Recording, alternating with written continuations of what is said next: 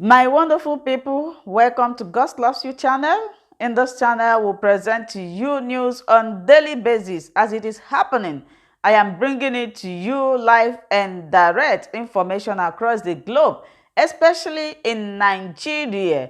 If you like what I do in this platform, please, after watching, subscribe, put on your notification bell, and that way you'll be able to know when I upload a new video. I present the news first, then I sit down there together to watch it with you, and later on we'll go to the comment section. Each and every one of us will say our opinion about the video that we watch. I appreciate your massive support. I thank you for your continuous presence in this channel. May God Almighty bless you all as we watch this video together right now. Now let me speak for myself. And my views are very clear, are very simple, and really don't need too much enunciation because over the years I've made them very clear. But I will say this. In my view, we've got to a point in this country where we need to stop just talking and we need to start doing.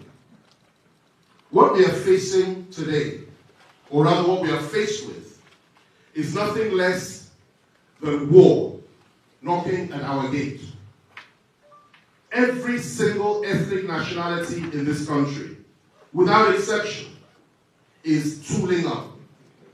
When I say tooling up, that's what the British say. But here we say they are arming themselves, preparing for what may lie ahead, which nobody wants. And it is for us to try our very best to avoid going over that cliff edge. We've come here to talk about ethnic nationalities, restructuring, 2023, and so on and so forth. These are great concepts and important ideas. But the overwhelming majority of the people in this country, particularly the younger ones, in the Southwest, in the Southeast, in the Middle Belt, in parts of the core North itself, are no longer talking about these issues. They're not interested in 2023. They're decreasingly interested in restructuring. Many of them, I dare say most of them, are now talking about separation. They're talking about leaving the Federation. And they're talking about referendums and self-determination. Now that is the reality of today, which most Nigerians and most Nigerian politicians refuse to acknowledge, particularly those in in our age group and older. They refuse to acknowledge it. But that is the reality. Now that does not mean to say that that is a position that we need to adopt. What it means is that we need to acknowledge it, respect it, and begin to work hard to ensure that they simply talk about it and they do not go into the mode of saying we will enforce it by the force of arms.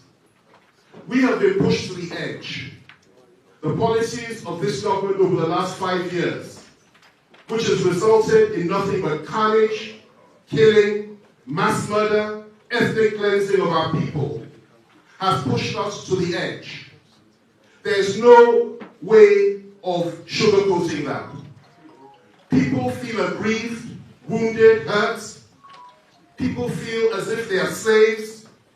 People feel as if they don't matter. They're second and third class citizens. And I might add, it is not just the people of the South that feel this. It is not just the people of the Middle Belt that feel this. There are millions in the core North itself that feel this as well. Zamfara State, over 300 people killed per day up until very recently. Other parts of the North, Northeast, Northwest is on fire.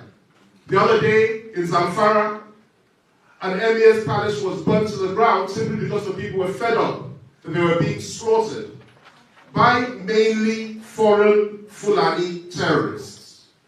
I will not dignify them by calling them Fulani herdsmen. I will call these foreign barbarians that have come to kill our people in the core North, in the Middle Belt, in the forests on the streets of the southwest, in the southeast, in the south-south. I will call them Fulani, foreign Fulani terrorists. That is what they are. That is what they do. In some parts they call them bandits. In others they call them herdsmen. I call them terrorists.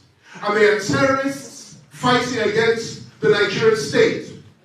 And whatever it is you feel about Nigeria, whether you're an integrationist and you believe in Nigeria and you're entitled to that view, or whether you believe in restructuring, a great view, or whether you believe in separation or whatever it is, at the end of the day, we must remember this, that as at today, we are first and foremost Nigerians. And it is incumbent on every single one of us to stand against the foreign threat. Hundreds of thousands of them come through our borders as a consequence of the weakness of this government. They come through our borders and slaughter our people. They slaughter the people in the southeast. Just look at what is happening there. Up until today, this nation, which has its own challenges, has not seen fit to apologize to those people for what we did to them in the Civil War. And I make no apology for holding that point of view. Where you have over 3 to 5 million people slaughtered in the space of 3 years, 1 million of them children.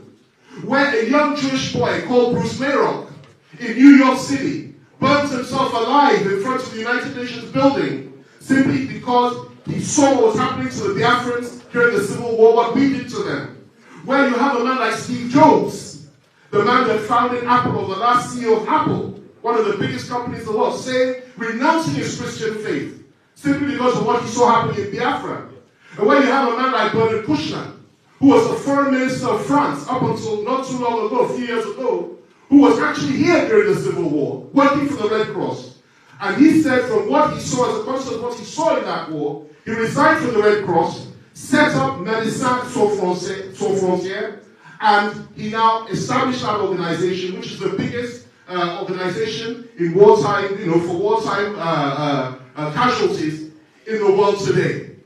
People don't know this, and yet here we are as Nigerians, hoping for things to be better, and yet we refuse to acknowledge what we did. Well, that blood is everywhere now. I'm sorry if I've said things that may sound offensive, if I've said things that may not be too nice, if I've said things that are not making people comfortable here today. But that blood is being spread everywhere now, and we've learned nothing. Because here we are today, bombing the forests of the southeast with our Air Force, killing young people simply because they want to exercise their right of self-determination, or better still, they're calling for a referendum. Here we are in the southwest, allowing foreign Fulanis to flood our forests and slaughter our people morning, day and night. The leader of Afenifere, the beloved Afenifere, who we all belong to as Yoruba people, our leader, our past leader, Baba SH0RT, his own daughter was slaughtered. We've had our traditional rulers slaughtered. We've had our women raped. Our farms taken over. That is what we have experienced. And we speak from a position of rage. If our elders and our leaders speak in a peaceful tone, it's because they're civilized men. And it's because they believe in the power of restraint. And they believe in order. And they don't want war. But the young men are angry. Very, very angry. And it's not just the southwest. Look at the Niger Delta. And I acknowledged yesterday that our father, Ike Clark, was 94 years old, I believe. I acknowledged that today. I should have mentioned that in the beginning. Congratulations to him. And we thank God for his life because he's seen it all. Look at what is happening there. Look at what has been happening there over the years. Rape, pillage, murder, carnage, domination, and all sorts of evil visited upon these people. And yet they've taken it, even though they are the goose that lays the golden egg. You go to the middle belt. Hardly any identity left. Hardly any identity left. Forced to speak a language that is not theirs. Forced to forget that they had a history of their own.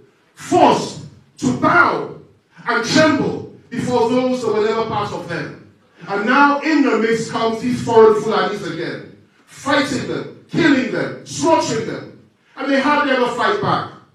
I will never forget 2016, Christmas. Kaduna State, in southern Kaduna, 800 people, Christmas Eve and Christmas Day, 800 people, including women and children, were massacred by these foreigners. Thank you so much for watching this video together with me. Like I said before, if you like this channel, if you like what you just watched, if you like what is happening here, please do not hesitate to subscribe. Put on your notification bell. Keep on watching God Loves You channel, because you are going to be getting information on daily basis about what is happening in the world and in Nigeria and in Biafra land. Thank you so much. I appreciate your massive support in this channel. May God Almighty continue to bless each and every one of you. Bye bye until we meet again.